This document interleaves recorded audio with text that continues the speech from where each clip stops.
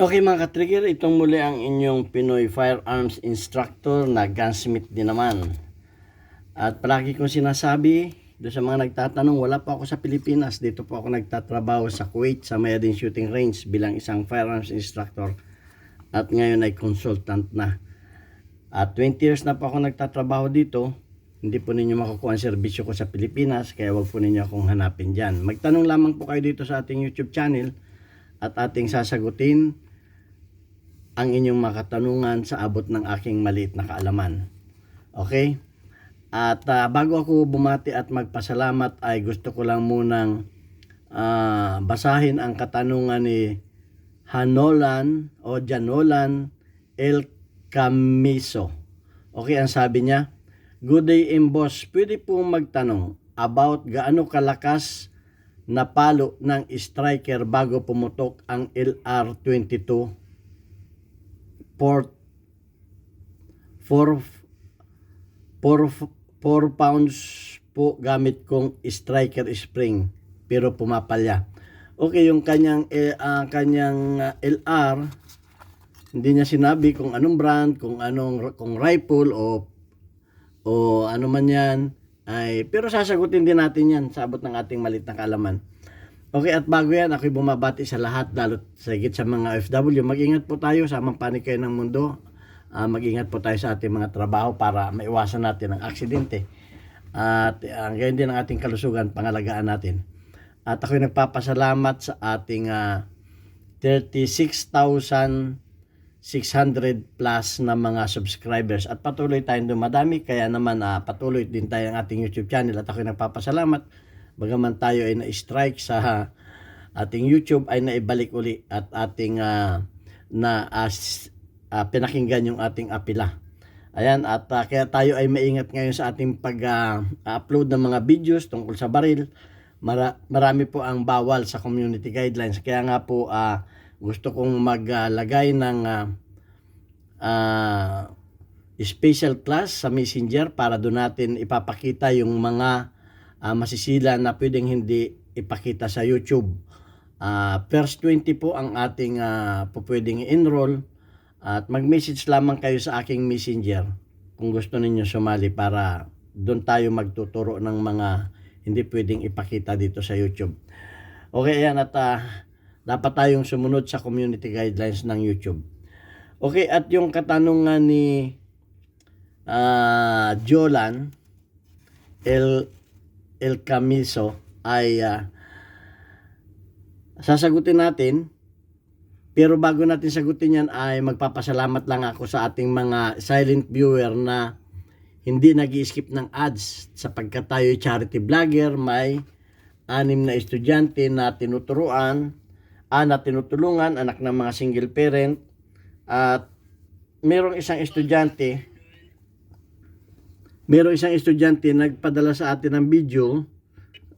Good afternoon. Gusto ko lang po salamat si Mr. Anthony Evangelista ng Pasay para po sa allowance. Magpapasalamat rin po ako sa subscribers ng Pinoy Firearm Instructor. God bless po. Okay, yan po yung isa nating estudyante na pinadalhan ng allowance. Yung iba mga elementary, maliliit pa. Anak po sila ng mga single parent. Kaya nga po ako ay charity vlogger na ang kinikita ko sa YouTube ay tinutulong ko sa kanila. Bagaman maliit yung kita ko sa YouTube at kulang na kulang pa, ay ako'y nagpapasalamat sa mga sponsor natin na nagpadala sa ating GCash number. Ayan yung ating GCash number. At malaking tulong yan. Yan, yung padala ni Anthony Evangelista, pinadala natin at dinagdagan natin para maging sapat sa kanyang isang buwang allowance. Ayan, at ako'y nagpapasalamat. Shout out kay Alfredo Isidro or Disipay ng Las Piñas, kay Architect Arnel Salvador ng Kuwait, kay Jubel Platoon ng Riyadh, Saudi Arabia, kay Umbit ng Kia Motors dito sa Kuwait, at kay Antonio Evangelista ng Pasay. At merong ayaw magpakilala, tawagin na lamang natin siya sa pangalang Adrian. Okay, at yung mga gusto pang tumulong at magpadala ng pagmamahal sa ating mga tinutulungang estudyante na anak ng mga single parent, ito po yung ating GCash number sa ating likuran. At yung mga nagtatanong bakit yan ay bakit yan ay number ng Pilipinas? Anak ko po yan. Dahil kung ipapadala ninyo yung pera ninyo dito sa Kuwait, ibabalik ko sa Pilipinas, ay malaki po ang kaltas. Ang isang transaksyon po ay umabot ng 300. So magpapadala kayo ng 300, ay di pampadala ko lang ulit pabalik yun. Okay, samantalang kung 100 lang kung 100 ang ipapadala ninyo ay kulang pa. Pero 100, 200, 300, any amount po ay maraming salamat sa inyo at ibabalik sa inyo yan ni God. At ako ay nagpapasalamat at natutuwa na marami tayong natutulungan. At kung sakaling dumami pa ang mga sponsor at lumaki ang ating YouTube channel, marami pa tayong estudyante na matutulungan. Ayan, at sasagutin na natin yung katanungan ni Julan. Okay, so striker. So meron ako ditong Glock at meron ako ditong Arsenal. Arsenal na pareho itong striker. So ako'y naniniwala na kung yung primer, wala akong primer dito. Kung yung primer ay kayang paputukin, ay yung mga 22 ay mas madaling paputukin yun. So, ang sabi niya ay I need little smaller than this. I don't have, only this. Bigger and bigger this one. I think with Walid. I need this one, adjustable, take it. So, ako'y naniniwala na mas madaling paputukin yung 22 kaysa sa mga primer. Okay, so kasi ang sabi niya 4 pounds eh. Ang alam ko sapat yun eh. Pero para malaman natin kung ilang pounds talaga ang mga striker na ang gamit ay primer. Kasi iba ang primer ng rimfire ang 22.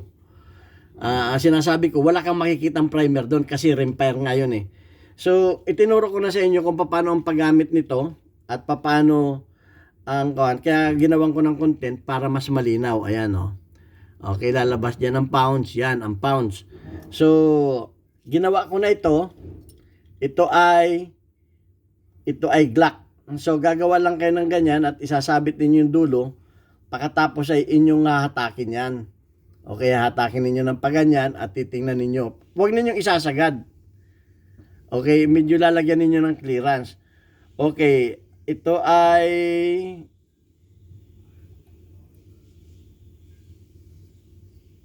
4.5. 4.5 po ang Ayan o, 4.5. Okay, 4.5 ang sa Glock. Ngayon, nagtesting ako dito ng 5.56 sa Glock. Ang naging problema ay medyo tumigas yung trigger at pag iyong kinalabit, ito ay gumagalaw patras. Kasi nga hinahatak nung disconnector yung striker. Ganon. Kaya ang eksakto talaga dito ay hanggang 4.5. 4.5. So testingin naman natin ang Arsenal. Okay, ito naman yung sa Arsenal. Ayan o, ginawan ko na rin yan. So kung kayo ay magtitest, para malaman lang ninyo kung paano pagtesting at malaman ninyo kung paano ang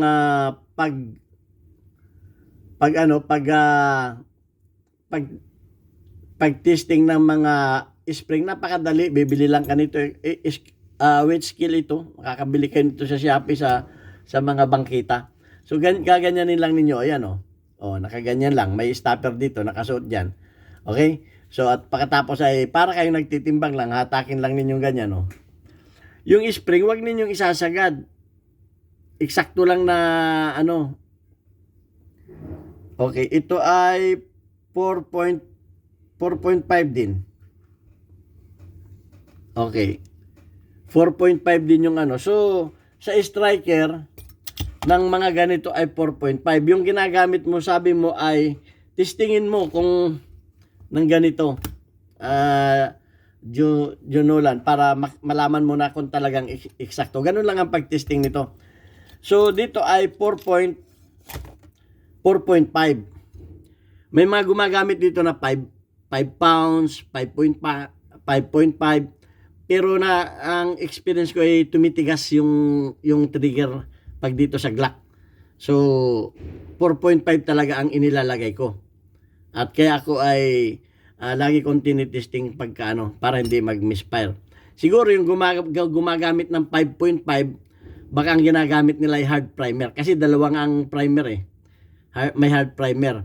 So ginagamit namin ay soft primer. Kaya 4.5, swak na swak sa mga bala namin. So yun nga lang, pag kayo gumamit ng 5.5, 5 ay medyo tumitigas yung trigger. At mapapansin niyo pag kinakalabit, ito ay umaatras ng konti. Ayan. So, sa tingin ko sa iyo, sa barrel modulan, baka may diferensya sa iyo ay firing pin. Subukan mong magpahaba ng konti ng firing pin. Okay, subukan mo magpahaba. Baka kasi kinakapos. At titingnan mo rin, wala akong bala hindi ako nakapaganda ng bala ng 22 At titingnan mo rin yung bala ng 22, kung maganda ang, kasi parang tinamaan ng palakol sa gilid yun ang mga 22 Okay?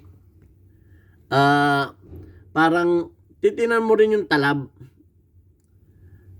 At kuminsan ang bala ng 22 ay nagkakaproblema lalo kung mga luma na. So, atestingin mo sa mga bagong bala kasi yan ang sakit ng 22. Pag luma na ang bala, o di kaya yung mga lumang bala mo, ibilad mo ng mga 3 oras sa araw. Walang problema yan kung ibilad mo sa araw yan. Ibilad mo kung mga luma na. Baka sa bala. At tingnan mo rin kung maganda ang tama dito. Kasi baka naman ang tama niya ay gilid na gilid lang. Meron minsan ay ang tama ng bala ng 22 dito lang dumadaplis dito lang. At saka isa pa, wag kayong magda-dry fire ng 22. Kasi nga rim fire yan, tinatamaan yung chamber. Okay, lumalalim yun. Lumalalim yun. Kaya wag kayong magda-dry fire sa 22. Yun ang advice ko sa inyo. Tingnan mo yung tama at mag-adjust ka ng konti ng haba ng firing pin. Kasi 22 yan at sa tingin ko sa 22, 4 pounds ay swak kung gusto mo naman gawin 5.5 yan, sure bull yan. Wag mo nang palakasin pa sa 4.5. Kasi ang 4.5 kaya nang iputok yung mga ganito. Kasi tested nga namin sa aming Glock at sa aming arsenal. Okay, yun ang aking kasagutan sa iyo. Subukan mo munang ayusin yung firing pin. Baka yung firing pin mo ang may diferensya.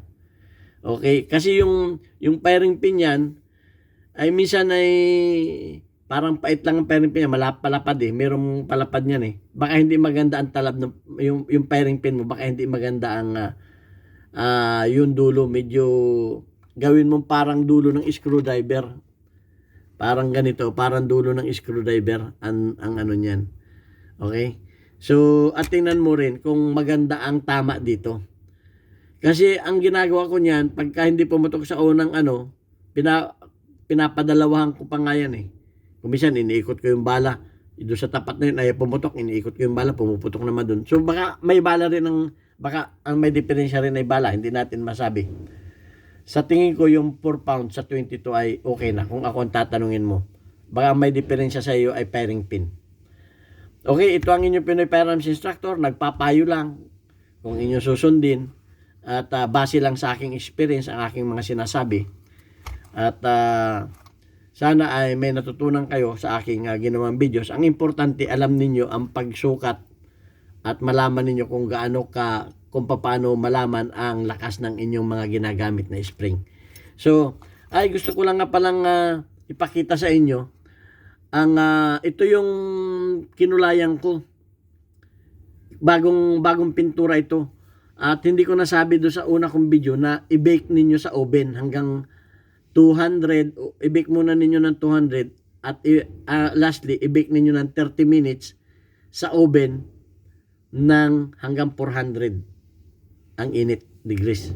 Okay, so ito yung apakaganda ng finish nung pintura na ginamit ko, yung pinakita ko sa inyo last kung paano magkulay ng At ito, kung mapapansin niyo ito dito, ito ay may welding ito dito, ito ay crack ito dito. Pero gusto ko ituro sa inyo ang pag-welding ng crack pero bawal ipakita sa YouTube. At ang welding na crack ay kung magandang paka-welding nyo 80% antibay. May babalik ninyo ng 80%. Dahil yung aking mga ginagawa dito sa experience ko ay tumatagal naman. At ito ay kaya naman ito nagka-crack sa dami naman talaga ng pinuputok dito. Papakita ko rin sa inyo kung gaano kadami ang customer minsan. Okay, ayan, ito ang inyong Pinoy Firearms Instructor. Sana may natutunan kayo sa aking videos. Thank you very much and God bless us all.